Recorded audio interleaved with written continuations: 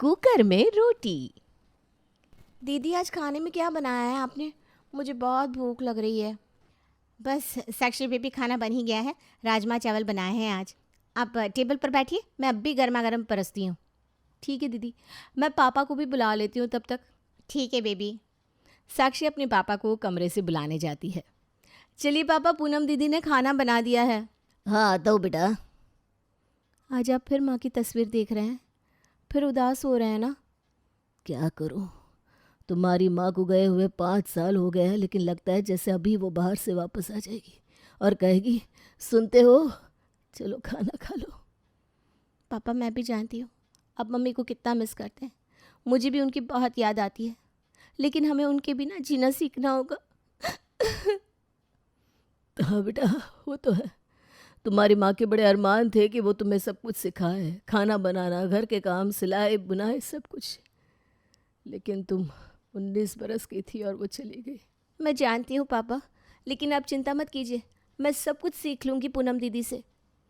हाँ वैसे तो पूनम हमारे घर में खाना बनाती है, लेकिन तुम्हें अपनी बेटी जैसा ही रखती है। जी पापा, और आज उन्होंने खाने में राजमा चावल बनाया है आपकी पसंद का। चलिए अब ये उदास चेहरा छोड़िए और खाना खाते हैं साथ में। चलो बेटा। साक्षी 19 साल की ही थी जब उसकी माँ की बीमारी के चलते मौत हो गई थी।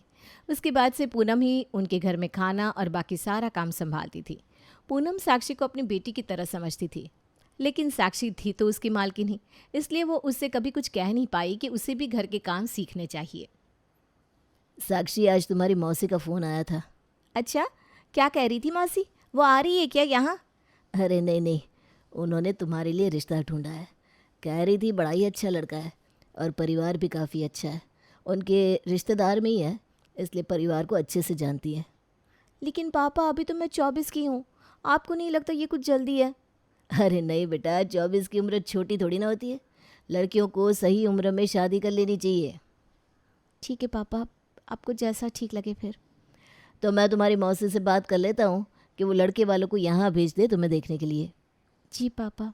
पूनम, तुम ज़रा घर साफ कर देना और साक्षी को भी अच्छे से समझा देना, ठीक से तैयार कर देना। हाँ जी भैया ठीक है। राजेश ने लड़के वालों को अपने घर बुला लिया था, लेकिन पूनम को एक और बात की चिंता सताए जा रही थी। बेबी जी यहाँ आइए। शाम को जब लड़के वाले आएंगे तब आप चाय बनाएंगी ना? हाँ बना दूंगी। बताओ तो चाय में क्या क्या पड़ता है? ठीक है। चाय में सबसे पहले दूध, फिर चाय पत्ती, चीनी, इलायची और अदरक भी डाल दीजिएगा और अच्छे से उबाल दीजिएगा। ठीक है? ठीक है, ये तो आसान है, मैं बना दूंगी। एक बार प्रैक्टिस कर ले हम यहाँ। हाँ ये भी सही रहेगा। ठीक है, ये लीजिए दूध, चीनी, चाय पत्ती, इलायची, अदरक। अब आप चाय बनाइए, मैं तब तक आपका कमरा साफ़ करके आती हूँ। ठीक है।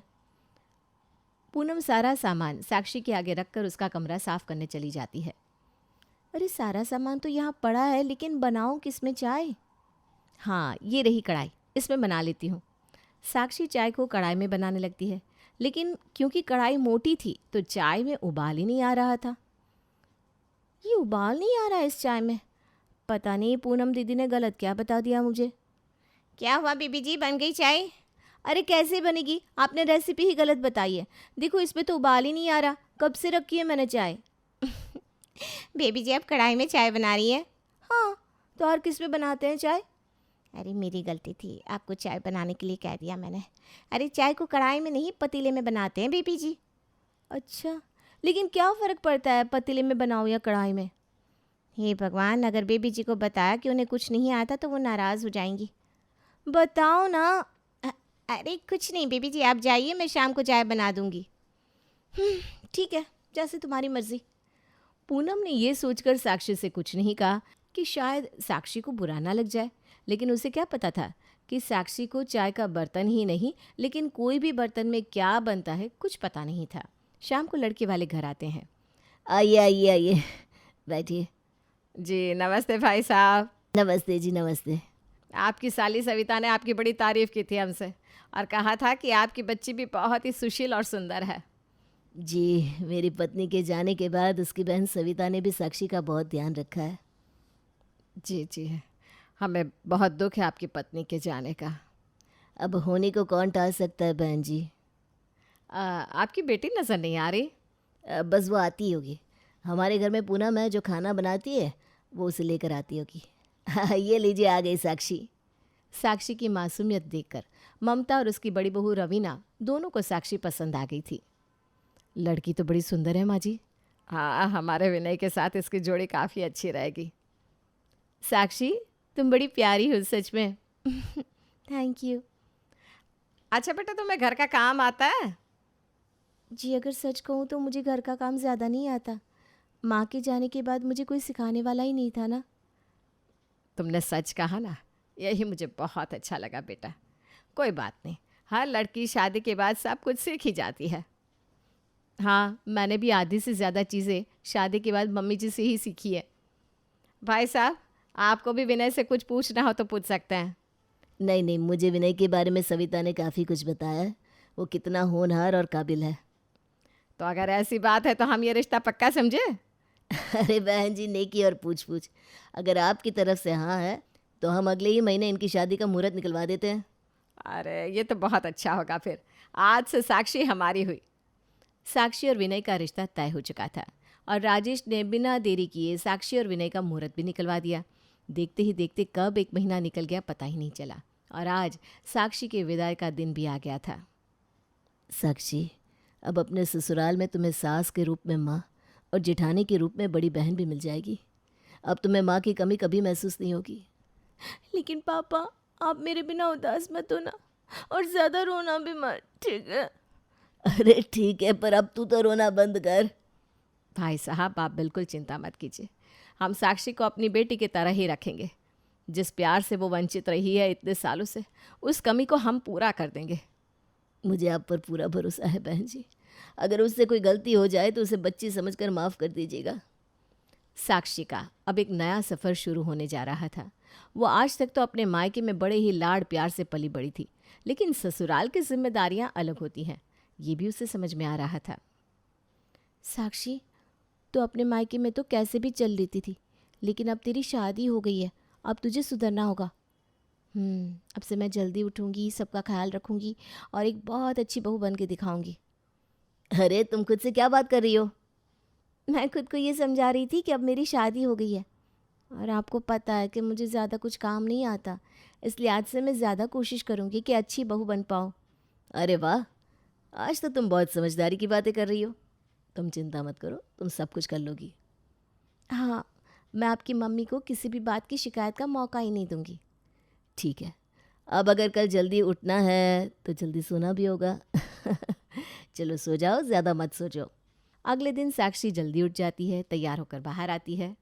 अरे वाह साक्षी बहू, तुम तैयार होकर भी आ गई। जी माँ जी, सबसे पहले तो आप मुझे आशीर्वाद दीजिए। सदा सुहागन रहो, सदा खुश रहो। साक्षी, तुम जल्दी क्यों उठ गई? थोड़ी देर और सो लेती। नहीं नहीं भाभी, आज तक आप ही तो सारा कुछ संभाल लेती थी, अब मैं भी आपका हाथ बटाऊंगी। वैसे तो मुझे ज़्यादा कुछ नहीं आता है, लेकिन फिर भी आप सिखाएंगी ना तो मैं सीख जाऊंगी। अरे कोई बात नहीं, तुम जल्दी ही सीख जाओगी। चलो मैं दोनों सब्जी बना देती हूँ, तुम बस रोटी बना देना, ठीक है? हाँ, रोटी मैं बना लूँगी। तो चलो रवीना, जब तक सब्जियाँ बना रही है तुम घर की सफाई कर लो। ठीक है माँ जी। साक्षी जब तक घर और कमरों की सफाई कर रही थी, तब रवीना ने दोनों सब्जियां काट कर बना भी ली थी और अब बस रोटियां बची थी बनाने के लिए, जिसका आटा भी रवीना ने गूंथ लिया। साक्षी, मैंने आटा गूंथ लिया है, बस तुम्हें रोटियां बनानी है। जी भाभी, वो तो मैं बना लूँगी, आप जाइए, थोड़ी देर आराम कर लीजिए, आप भी थक गई होंगी। ठीक है, ये रहा आटा, तुम बना दो रोटियां, मैं आती हूँ थोड़ी देर में। साक्षी ने आज से पहले सिर्फ रोटियां खाई थी, कभी बनाई नहीं थी। उसे समझ में नहीं आ रहा था कि आखिर रोटियां बनाई किस में जाती है। ये रोटियां सीजनी किस में है आखिर? एक बार पूनम दीदी ने कहा था कुकर में कुछ भी बनाओ जल्दी बन जाता है। हाँ, लगता है कुकर में ही रोटियां जल्दी बनती होंगी। कुकर कहाँ गया? ये रहा। अब रोटियां बनाकर इसमें लगा देती हूँ, जल्दी बन जाएगी। साक्षी ने अपना दिमाग चलाया, जो कि उसे नहीं चलाना चाहिए था। उसने कुकर निकाला और उसमें रोटियां बनाकर रखने लगी। कुकर खाली था और इसलिए ज़्यादा गर्म होने लगा। धीरे धीरे वो पूरी तरह से काला पड़ने लगा, जिससे पूरा परिवार रसोई में आ गया। अरे कुकर को बंद करो पहले, अरे इसमें पानी डाल दे। पानी डालने से रोटियां खराब हो जाएगी ना माँ जी? हैं? तुम रोटियां कुकर में बना रही थी? हाँ, कुकर में खाना जल्दी बनता है ना। अरे लेकिन कुकर में रोटियां नहीं बनती साक्षी। रवीना इससे पहले कुछ कहती, ममता ने कुछ भी ना कहने का इशारा कर दिया। विनय, साक्षी को अपने कमरे में ले जाओ। जी माँ। विनय साक्षी को कमरे में ले जाता है। माँ जी, आपने मुझे रोक क्यों दिया?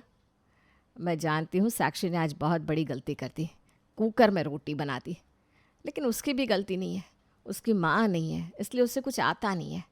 इसलिए मैंने तुझसे कहा कि उसे डांट मत।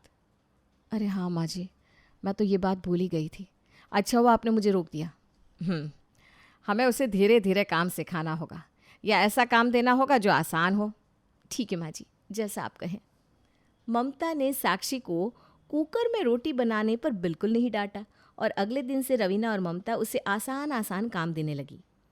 साक्षी, तुम एक काम करो, ये सब्जी काट दो, मैं सब्जी रोटी बना देती हूँ। नहीं नहीं भाभी, मैं रोटी बना देती हूँ ना। अरे नहीं नहीं, अब दूसरा कुकर बर्बाद नहीं करना हमें। मेरा मतलब है तुम धीरे धीरे काम सीख लो, अभी क्या जल्दी है। तुम ये लो आलू और गोभी काट दो, मैं तब तक छत पर कपड़े सुखा कर लाती हूँ। ठीक है भाभी। रवीना ने साक्षी को ध्यान में रखते हुए उसे सबसे आसान सब्जी काटने का काम दे दिया, और जब वो कपड़े सुखाने के बाद वापस आई तब उसने देखा कि साक्षी ने सारी सब्जियों को बस 2 टुकड़ों में काट रखा था। ये क्या है, तुमने सब्जियां काटी क्यों नहीं अभी तक? काटी तो है, आपने कहा सब्जियां काटनी है, मैंने 2 टुकड़ों में काट कर रख दी, देखिए। अरे ऐसे काटते हैं क्या सब्जियां? तो इनके 3 टुकड़े करने थे क्या भाभी? मैं अभी कर देती हूँ एक और टुकड़ा, रुकिए। अरे छोड़ो तुम, मैं देख लेती हूँ, तुम अंदर आओ, मैं तुम्हें कोई और काम देती हूँ। ठीक है चलिए। रवीना ने साक्षी को सब्जियां काटने का काम दिया, लेकिन वो उसे भी ठीक से नहीं कर पाई थी। रवीना ने सोचा कि साक्षी को आटा गूंथने के लिए कह देती हूँ, जो सबसे आसान काम होता है। साक्षी, ये देखो, ये है आटा और ये है पानी, तुम इसे पानी डालकर गूंथ लो, बस इतना ही करना है। अरे बस इतना सा काम है? हाँ, तुम इतना ही कर दो, यही बहुत है मेरे लिए। अरे ये तो मैं अभी कर लेती हूँ, देखिए ये रहा पानी का ग्लास, ये मैंने डाल दिया आटे में, अब मैं इसे चम्मच से गूंथ लेती हूँ। अरे ऐसे आटा गूंथते हैं क्या कभी साक्षी? सारा का सारा आटा गीला कर दिया। इतनी बड़ी हो गई ये लड़की, लेकिन अभी तक एक काम नहीं आता इसे। माँ जी, आप ये क्या कर रही हैं? आप ही ने कहा था ना कि साक्षी को डांटना नहीं है, और अब आप उस पर इतना गुस्सा कर रही हैं। हाँ, मैं भूल गई थी। ममता ने गुस्से में साक्षी को बहुत डांटा। उसके बाद उसे समझ में आया कि उसने साक्षी को कुछ ज़्यादा ही कह दिया है। रवीना को लग रहा था कि अभी साक्षी रोने ही वाली है, लेकिन तभी कुछ ऐसा हुआ कि दोनों जेठानी और सास हक्के पक्के रह गए। थैंक यू माँ जी। Thank you? मैंने तुम्हें इतना डांट दिया, उसके बाद थैंक यू? माँ के जाने के बाद मुझे किसी ने इस तरह नहीं डांटा। पूनम दीदी भी मुझे कभी कुछ नहीं कहती थी, ये सोचकर कि कहीं मुझे बुरा ना लग जाए।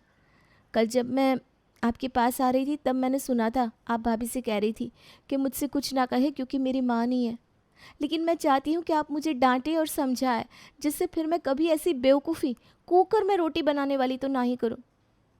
आपने मुझे डांटा ना, मुझे बहुत अच्छा लगा। मैं भूल गई थी कि माँ प्यार भी करती है तो डांट भी लगाती है, इसलिए आज के बाद ये कुकर में रोटी बनाई ना तो कान खींच लूंगी मैं तेरा।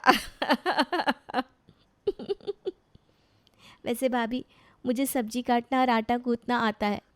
ये सब तो मैंने जानबूझकर किया था, जिससे माँ जी मुझे डांट सके। मैं इतनी भी बेवकूफ़ नहीं हूँ। हाँ हाँ, इतनी बेवकूफ़ नहीं है ये माँ जी, बस कुकर में रोटी बना लेती है और कुछ नहीं।